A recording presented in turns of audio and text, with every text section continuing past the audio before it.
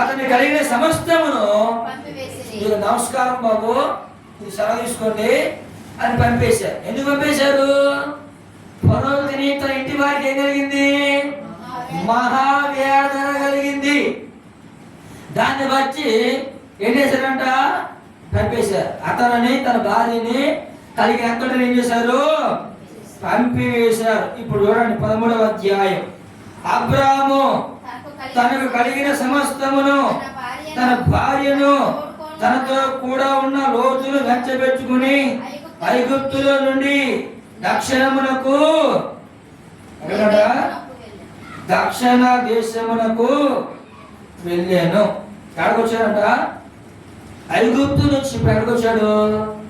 దక్షిణ దేశానికి వచ్చాడు. కడగమ్మా దక్షిణ దేశమునకు వచ్చాడు. అబ్రహాం ఎలాంటి వాడు ఉన్నాడు? వెండి బంగారము పశువులు కలిగి బహు ధనవంతుడిగా ఉన్నాడు.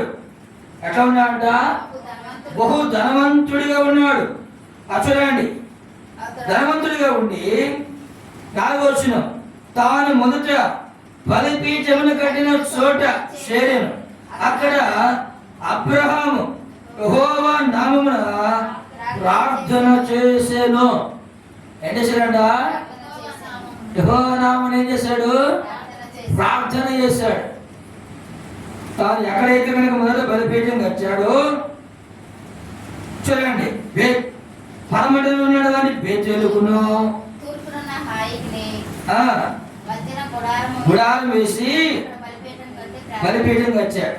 వినండి, బలిపీఠం కట్టాడు. బలిపీఠం కట్టి అక్కడ ఏం చేశాడంట? ప్రార్థన ప్రార్థన ప్రార్థన చేశాడు.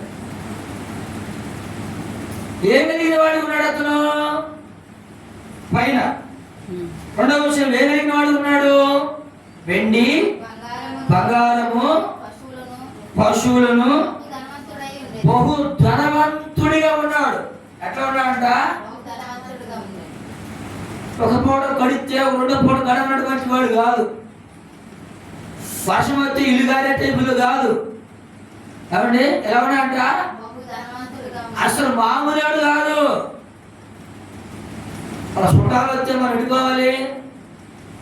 చుట్టాలు వచ్చే 4 రోజులు చుట్టాలు వచ్చారు అనుకోండి, 2 రోజులు కానడదు, 3 రోజులు ఏం చేయాలి?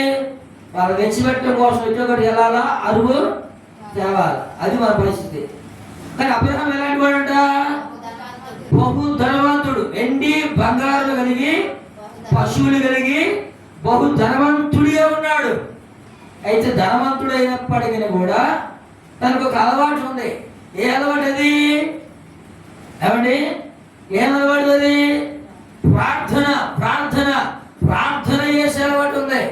ఈనాడు ఎంతమంది ఉందంటారు చెప్పండి? ధనవంతులైన వారికి, భాగ్యవంతులైన వారికి ప్రార్థన చేసే అలవాటు ఉంటుందా? ఏముంటుంది? ఏముంటుందండి? ధనవంతులైన వారికి ప్రార్థన అలవాటు ఉండదు, ప్రార్థన ఉండదు, ప్రార్థన బీజం ఉండదు, ప్రార్థన చేసే అలవాటు ఉండదు. ఉన్న ధనాన్ని ఎలా రెట్టింపు చేయాలి, ఈ ధనం ఎలాగైనా అభివృద్ధి అయింది, ఎలా ఎక్కువైద్ది, ఎలా పెరిగిద్ది అనే ఆలోచన ఇక ఆలోచనతో పాటు ఇకను ఎవరికి ఇస్తే నమ్మకంగా తిరిగి మరలా అసలు వడ్డీ ఇస్తారు అని ఆలోచన. ఆ తర్వాత తీసుకునేవాడు మరలా ఇవ్వకుండా కాస్త ఆలోచన చేస్తే ఎదురు తిరుగుతూ ఉంటే ఆడ ఎత్తాడా ఇడని చెప్పి అదొక ఆలోచన. ఇక ధనవంతుడి యొక్క ఆలోచన అంతా కూడా ఇక ధనం మీదే